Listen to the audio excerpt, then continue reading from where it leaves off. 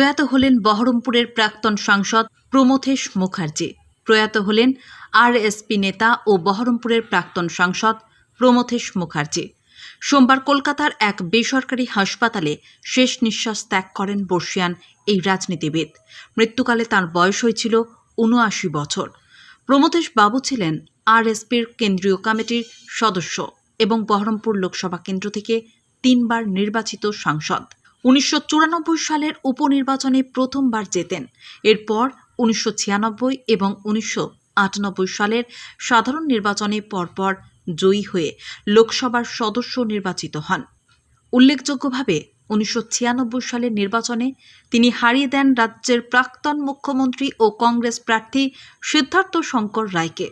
১৯৯৩ সালে বহরমপুরের তৎকালীন সাংসদ স্বাধীনতা সংগ্রামী ননী ভট্টাচার্যের মৃত্যুর পর ১৯৯৪ সালে ১২ মার্চ উপনির্বাচনের ডাক দেওয়া হয়। সেই নির্বাচনে আরএসপির প্রার্থী হিসেবে দাঁড়িয়ে জয়লাভ করেন প্রমথেশ মুখার্জি।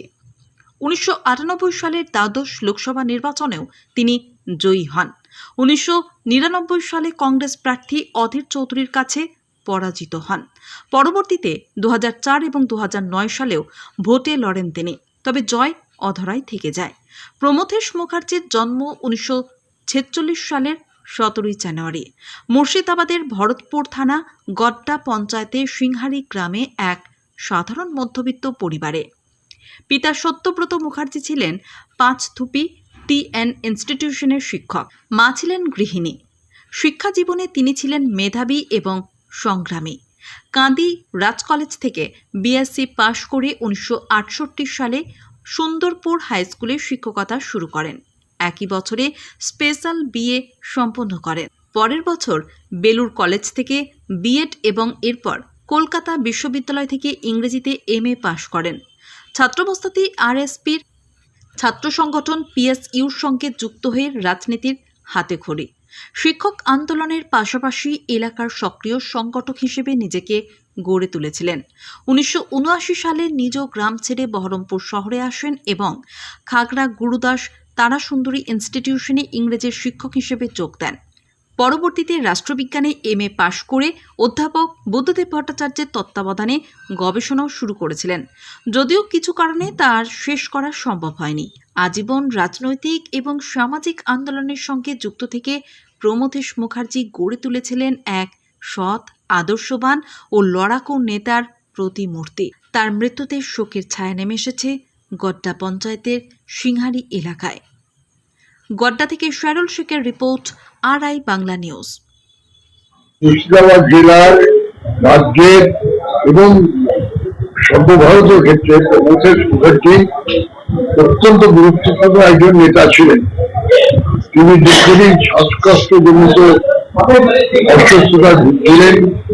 তাকে তার মেয়ে সুদক্ষিণা সে নিয়ে যায় কলকাতায় চিকিৎসার জন্য। প্রথম দিকে অ্যাপোলো মেডিকেলসে ভর্তি করানো হয়েছিল। সেখানে অবস্থার অবনতি হওয়ার পরে ডক্টর সুস্মিতা রায়চৌধুরী তিনি পার্মোলজিস্ট, তার নেতৃত্বে যে চিকিৎসক দল তারা ওকে কোর্টিসে নিয়ে যায়। কোর্টিসে বহুদিন ছিলেন, তারপর কখনো একদিন বাড়িতে এসেছিলেন, আবার চলে গেছেন, আইসিইউতেই ছিলেন। পরবর্তীকালে পিএমওএস হসপিটাল সুশ্রুতের পাশে সেখান থেকে স্থানান্তরিত করা হয় এবং আজকে সকালবেলা তার মেয়ে সুদক্ষিণা আমাদের পরিচয় জানালেন যে প্রমথেশবাবু প্রয়াণ ঘটেছে। এটা আমাদের কাছে, আরএসপির কাছে, সারা মুর্শিদাবাদ জুড়ে বামপন্থী মানুষের কাছে অত্যন্ত বিশালের ঘটনা। এটা সকলেই জানেন যে প্রমথেশবাবু এখান থেকে একাধিকবার সাংসদ নির্বাচিত হয়েছে এবং একবার তো মহাপ্রতাপশালী সিদ্ধার্থ শঙ্কর রায়কে হারিয়ে তিনি সাংসদ নির্বাচিত হয়েছেন। প্রমথেশবাবুর একটা ইতিহাস রয়েছে। তিনি শিক্ষকতা করেছেন, দীর্ঘদিন শিক্ষক হিসেবে পুরো সফল শিক্ষক, অবনীত ছাত্রতা রয়েছে এবং তাদের পার্টির অবনীত মানুষ আরএসপির সঙ্গে যারা যুক্ত সমস্ত অঞ্চলগুলোতে পর্যন্ত প্রমথেশবাবুর একটা বিশেষ ভূমিকা ছিল এবং সেই ভূমিকা আজ থেকে অবস্থিত হলো। আমরা প্রমথেশবাবুকে পাবো না। এটা আমার কাছে অত্যন্ত দুঃখের ব্যাপার, লজ্জার ব্যাপার, দুঃখের ব্যাপার, বিষাদের ব্যাপার। এবং আমরা আজকে জেলা কমিটির সভায় আমরা এই সংবাদ দিয়ে আমরা শোক পালন করেছি, আমরা প্রস্তাব গ্রহণ করেছি, তার ভিত্তিতে শোক প্রকাশ করে নেই। আজকে এই যে বাস্তব, এটা আমাদের কাছে যতই কষ্টকর হোক কিন্তু এটা মানতে হবে। তার বয়স হয়েছিল প্রায় 80 বছর, ওর মেয়ের কথা নিয়ে বা স্ত্রীর কথা নিয়েই প্রায় 80 বছর বয়স হয়েছিল, এবং তিনি দীর্ঘদিন ধরে এই সমস্যা ভুগছিলেন। ফলে আমাদের মনে হয়েছিল একসময় এটা অবধারিত, কিন্তু সেটা যে এখনই চলে আসবে এটা আমরা ভাবি না। আমরা পুনর্বার এই টিভি চ্যানেলের কাছেও আমাদের শোক ব্যক্ত করছি। প্রমোদবাবুর প্রয়াণে আমরা আমাদের বিষাদের কথা, বেদনার কথা, দুঃখের কথা, আমাদের স্বজন বিয়োগের কথা আমরা বিশেষভাবে তুলে ধরার চেষ্টা করি।